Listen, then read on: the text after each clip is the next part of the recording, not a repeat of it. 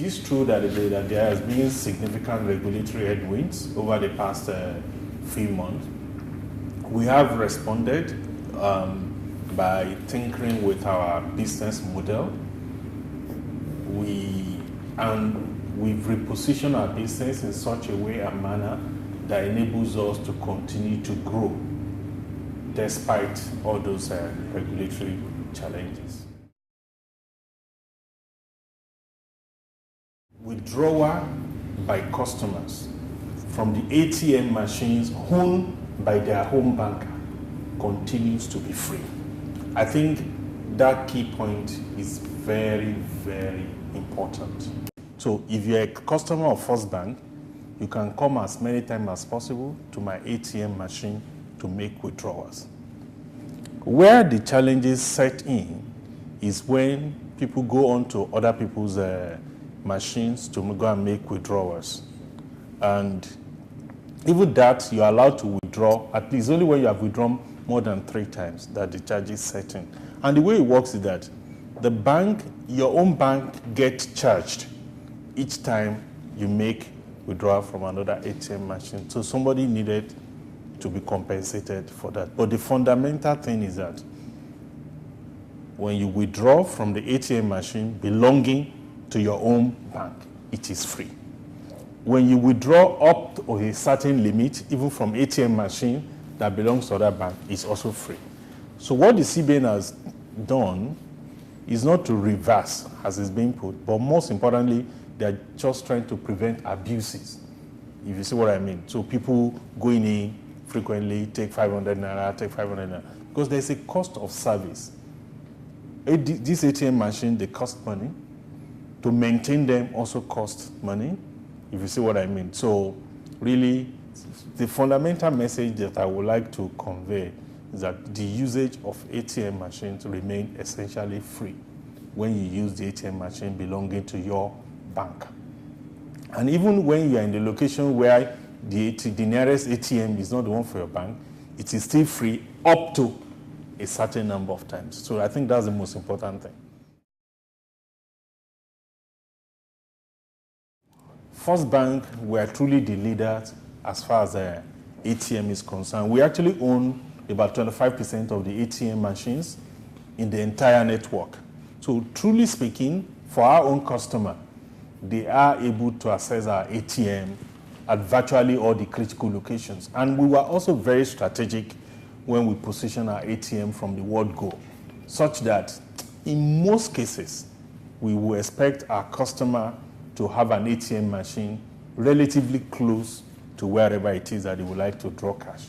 Let me also highlight the fact that in addition to ATM, this bank, in line with the modern trend, has also embarked on providing alternative channels to most of our customers. So we have online banking, mobile banking, that enables people to sit in the comfort of their home or shops or offices, and they are able to execute transactions. So again,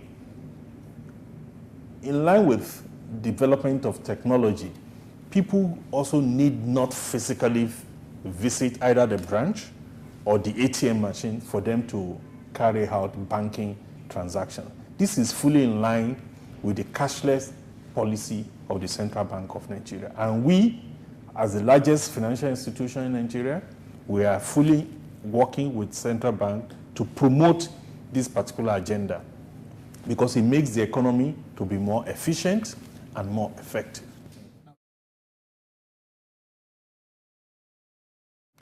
First Bank is a bank that is managed very prudently. We do have a very strong governance structure, starting with our board of directors, in which we have very strong people, very knowledgeable people. We also have a very strong executive management team under the leadership of our group managing director. What that does is we have the platform and we have the knowledge and the technical base to be able to embark on those kind of lending that we have lent to.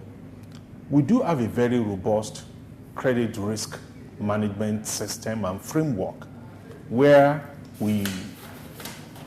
upfront, we do have a credit strategy. We also do have proactive risk management policies that limit our exposures by business sectors, by geography, by product, and by customers.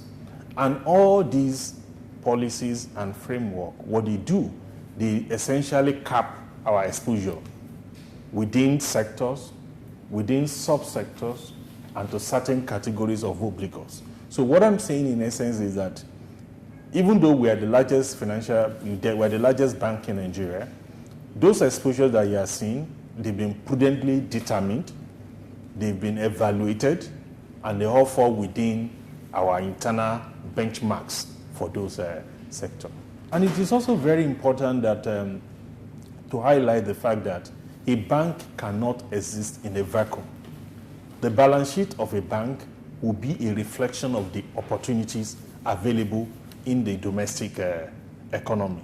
So, for example, you should be surprised if you suddenly see First Bank lending into a sector that is non-existing in Nigeria. For example, so suddenly if you have exposure, 5% exposure to diamond, diamond is not something that is available in the. So if you look at all the sectors you mentioned, they are critical sectors for this economy. Oil and gas is the bane, that's the backbone of our economy. Telecoms in the last 10, 12 years has become one of the most dominant sectors of the economy. And one of the sectors that has demonstrated the potential growth opportunity that is possible in this economy if we continue to pursue the kind of transformation agenda that this current government has been pursuing. The same thing with manufacturing. The success story of Nigeria is the emergence or re-emergence of the middle class. And for middle class, the most important thing is they have the disposable income, and because they have the disposable income, they also need to have goods and services. So manufacturing, what are we manufacturing? Cement, fast-moving consumer goods, and because of the critical mass, just looking at the population of the country, that's why manufacturing would continue to be a key sector. And as a leading bank in Nigeria, we can't but lend into manufacturing, but that is a part of the bedrock of the economy.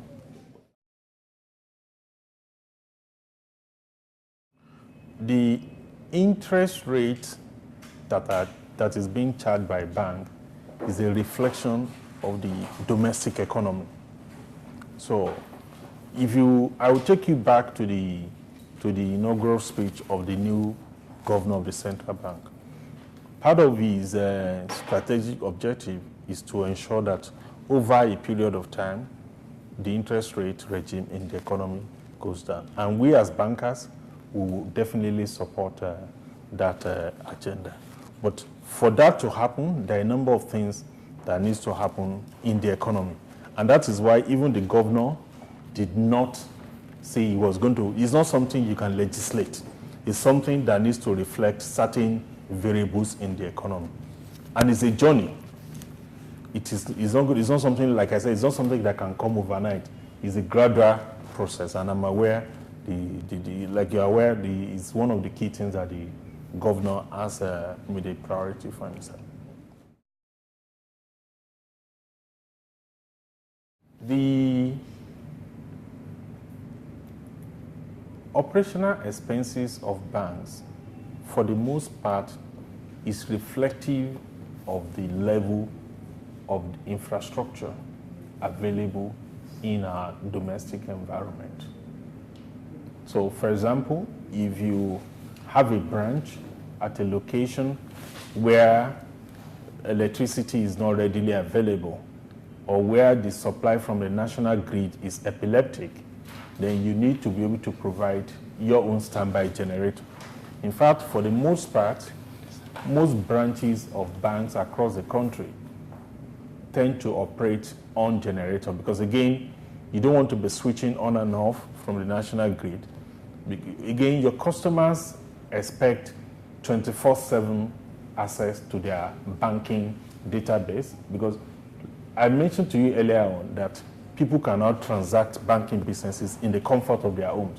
So, irrespective of the opening and closing time of branches, you could sit in the comfort of your home at 10 p.m. and effect banking transactions. By implication, that means our IT infrastructure must be up 24/7. And what do you require to power IT infrastructure? You require power. What do you require? And because the supply from the national grid is not yet at the level that it is abroad, you need to provide generator, you need to provide diesel. Not only do you need to provide generator, you also need to provide backup generator. So all these adds up to the cost that we see. However, we are all aware that the federal government is already implementing its power sector reform agenda.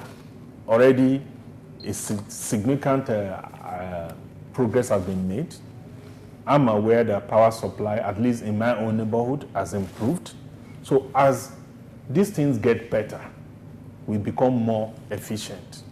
Maybe, first of all, if the power supply, for example, moves to 70–80% availability, you begin to reduce the number of generators from 2 to 1. Then hopefully it will get to a point where you might even get to where you don't need a generator. So that's just a simple example of where the cost that you are seeing is coming from. As a bank, we've been focusing a lot on our own expenditure too. We do have a framework with which we manage our expenses, but the reality is that just given the state, just given where we operate, the costs are there, but we are working them, we are managing them to ensure that they also don't grow astronomically ahead of the growth in our revenue. So that for me is the key thing.